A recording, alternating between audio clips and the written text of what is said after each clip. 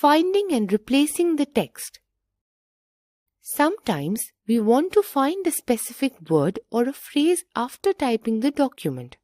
So instead of reading the entire document, we can use the Find feature provided by Word 2016. To find a word or phrase, follow the given steps. First, click on the Find option present in the editing group. Second, type a word or phrase in the search box. Third, click on Results in the navigation pane to see it highlighted in the document. Replacing text. After finding the text, we can also replace any word or phrase with an alternate text. To replace a word in Word 2016, follow the given steps. First, click on the Replace option in the editing group. Second, enter the text you want to replace in the box.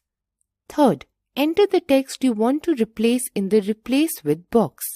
Fourth, click on Replace option to replace the first occurrence of the searched word, or click on Replace All option to replace all occurrences of the searched word.